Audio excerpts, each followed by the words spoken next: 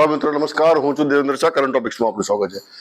મિત્રો, ચૂંટણીમાં મતદારોને કોઈ પણ ઉમેદવાર પસંદ ના હોય, કોઈ પણ રાજકીય પક્ષના તમામ ઉમેદવાર જે તે વિસ્તારમાંથી ઉમેદવારી કે દાવેદારી કરી હોય તે પસંદ ના હોય તો તેના માટે એક નોટાનો વિકલ્પ આપવામાં આવે છે, નોટા નન ઓફ ધ એબોવ. મતલબ કે તમે તમારી ત્યાં નાપસંદગી નોટાનું બટન દબાવીને કરી શકો છો કે અહીંયા અમને પણ ઉમેદવાર લાયક લાગતા નથી અમારા મત વિસ્તાર માટે.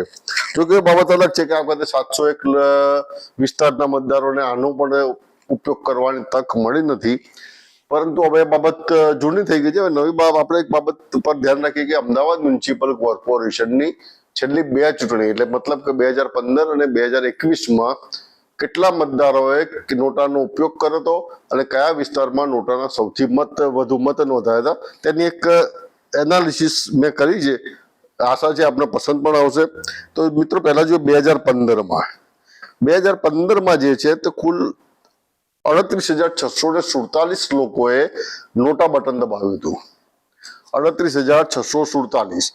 ટકાવારી પ્રમાણે જોવા જઈએ તો જોધપુરમાં હતા 1405 વોટ, 1.37% લોકોએ.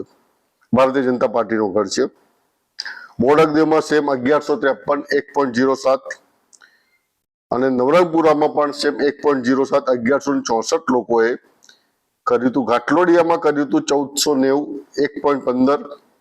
થલતેજમાં કર્યું હતું 1430 એટલે 1.14. મતલબ કે આ વિસ્તારના નાગરિકો ક્યાં તો શાસક પક્ષથી નારાજ છે પરંતુ તેમને યોગ્ય વિકલ્પ નથી મળતો, એટલે કદાચ નોટાના બટન દબાવ્યા હોય એવું માની શકાય કે એવી એનાલિસિસ કરી શકાય છે. ત્યારબાદ આવે છે મણિનગરમાં 1126 હતા, 0.89 હતા. પછી છે વાસણામાં 880 અને પાલડીમાં 1120 હતા. પરંતુ સૌથી વધારે જે નોટા વોટ પડ્યા હતા તે ઈસનપુરમાં પડતા 1.18% નોટા વોટ પડ્યા હતા કે વોટની સંખ્યાથી 1603. આ વખતે એવું કહેવાય છે કે 2015માં પુલકિત વ્યાસને ભારતીય જનતા પાર્ટી ટિકિટ આપી હતી અને પુલકિત વ્યાસની સામે એક ખાસ ટોળકી તૈયાર થઈ હતી પક્ષના લોકોમાંથી, અને તે લોકોએ નોટાનો વધુમાં વધુ ઉપયોગ કરવા તેમના અંગતોને સલાહ આપીને નોટાનો ઉપયોગ કરાયો હતો. ને તે ટોળકી પછીથી નોટા ટોળકી તરીકે પણ એક સમયે કુખ્યાત બની ગઈ હતી.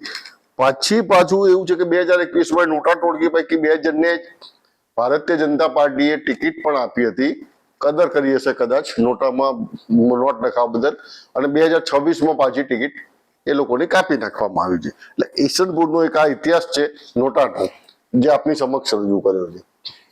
તેવી જ રીતે મિત્રો 2021ની ચૂંટણીમાં કુલ 1.39% લોકોએ નોટાનો ઉપયોગ કર્યો છે ટોટલ મતદારમાંથી, અને એની સંખ્યા છે 25,245 મત નોંધાયા છે. પરંતુ અહીં એક બાબત નોંધનીય છે કે એ કોઈ બોર્ડમાં 700-800 થી વધારે નોટા વોટ પડ્યા લગભગ નથી. એક 690 છે વસ્ત્રાલમાં છે. ઈસનપુરમાં 751 હતા, જે 1600 તેમાંથી લગભગ 900-950 ઓછા થઈ ગયા હતા. બાકી દરેક જગ્યાએ 400-500 744 મણિનગરમાં હતા. બાકી એટલી મોટી સંખ્યામાં ક્યાંય નોટા વોટ નોંધાયા ન હતા. નોટા વોટના કારણે ઘણી વખત એવું પણ બને છે કે ક્યારેક કોઈક ઉમેદવારની તક છેલ્લી ઘડીએ છીનવાઈ જતી હોય છે અને ક્યારેક કોઈકને તક પણ મળતી હોય છે. એક કિસ્સો એવો પણ છે કે 2021માં મણિનગરના એક ઉમેદવારને નોટા કરતા પણ ઓછા મત મળ્યા હતા. આવો તેની પણ રસપ્રદ વિગત આપને આપું. મિત્રો, 2021માં મણિનગર વોર્ડ નંબર 37ની ચૂંટણી થઈ હતી અને જેમાં ભારતીય જનતા પાર્ટીની પેનલની જીત થઈ હતી. મણિનગર ભારતીય જનતા પક્ષનો કાયમી ગઢ ગણાય છે. અહીં 744 નોટાના વોટ પડ્યા હતા, જ્યારે ભારતીય રાષ્ટ્રીય કોંગ્રેસના ઉમેદવાર શ્યામલ દીપક શાહ એમને 642 મત મળ્યા હતા. મતલબ કે નોટા કરતા પણ ઓછા વોટ એક પાર્ટીના ઉમેદવારને મળ્યા હતા. આ થોડુંક ચોંકાવનારી બાબત લાગી રહી છે, પરંતુ નોટાનો ખેલ છે, ગમે ત્યારે ગમે તે કરી શકે છે અને રાજ્યની વિધાનસભાની એનાલિસિસ 2022 વખતે પણ મેં એક ચૂંટણી કરી હતી એનાલિસિસ. એ વખતે ઘણી જગ્યાએ નોટાએ જ ક્યાંક કોઈકના ખેલ બગાડ્યા હતા. મારી એવી એક અંગત માનવું છે કે નોટા કરવા કરતા પણ કોઈ ઉમેદવારને, સારા ઉમેદવાર, લાયક ઉમેદવારને પણ મત આપો. નારાજગી નોટામાં દર્શાવ્યા કરતા સારા ઉમેદવારને મત આપીને કોઈ સારો ઉમેદવાર કામ કરી શકે તેવા આપવો જરૂરી છે. અંતે તો પસંદગી આપની છે. આ તો મારો અભિપ્રાય જણાવ્યો છે. આશા છે આ વિડીયો આપને પસંદ આવી હશે. જય ભારત, જય હિન્દ, જય જય ગરવી ગુજરાત.